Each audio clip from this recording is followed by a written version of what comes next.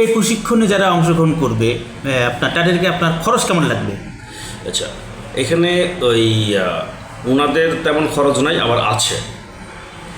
আমরা একটা ফর্ম তৈরি করেছি, ফর্মটা ইতিমধ্যে আপনার কাছে মনে দিয়েছিলাম। ওই ফর্মের নিচে লেখা আছে যে 120 টাকা, এই 120 টাকা দিয়ে সে প্রথম ভর্তি হবে। আর যারা নবম, দশম, একাদশ, দ্বাদশ এই 4টা শ্রেণীতে যারা লেখাপড়া করে তাদের প্রতি সপ্তাহে তারা পে করবে হচ্ছে 20 টাকা করে। মানে যতদিন সে প্রশিক্ষণ তো প্রতিদিন সারা বছরই চলতে থাকবে, সারা বছরই মনে করেন যে সে একটা ওই দ্বিতীয় সপ্তাহ বা তৃতীয় সপ্তাহ থেকে সে তার ব্যবসা শুরু করবে। তো ওরা দেবে হচ্ছে 20 টাকা করে, এবং আদার্স যারা আছে যেমন কর্মজীবী বেকার মহিলা বা আদার্স অন্যান্য যারা আছে তারা দেবে প্রতি সপ্তাহে 100 টাকা করে। এখন বলতে এই টাকাটা কেন দিবে? যারা স্টুডেন্ট এরা 20 টাকা করে দিলে আপনার 6 মাসে সর্বোচ্চ কত আসতেছে, 20 ইন্টু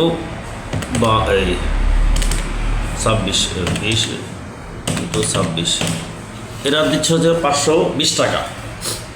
কিন্তু এই 6 মাস পরে সে ধরেন তাকে 10টা মুরগির বাচ্চা দিলাম, তো 10টা মুরগির বাচ্চার দাম কত? নর্মালি 600 টাকা, খাবার 100 টাকা, 700 টাকা।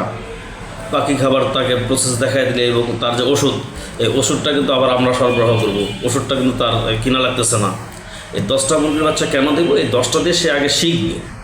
এখন এই 10টা দিয়ে শিখে তার তো দিন চলবে না, তার যে লেখাপড়ার খরচ বা আদার্স যে খরচগুলো, এই খরচ তো তার উঠবে না। তাহলে সে কেন এই যে 20 টাকা করে দিয়ে যাবে? এবং আমি যে তাকে মুরগির বাচ্চাগুলো দেবো, আমি কিন্তু একটা বাচ্চাও ফ্রি দিব না, একটা খাবারও আমি ফ্রি দিব না।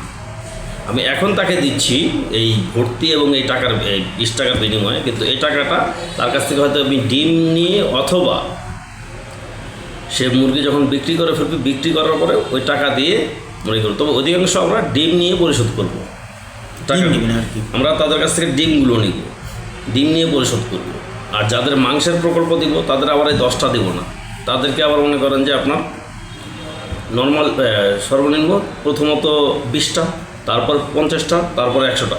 এই যে আমি তার যে পরিধিটা বাড়াবো, এই বাইন্ডিংসটা বাড়ানোর জন্য সে তো টাকা ইনভেস্ট করতেছেন, টাকা ইনভেস্ট তো আমি করতেছি।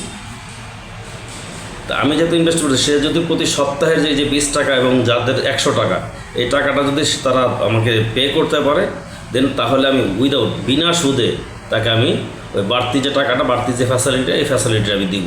আর উনি যদি এটা না করে, আমি তাকে এই ফ্যাসিলিটিটা দিব না। ধন্যবাদ আপনাকে।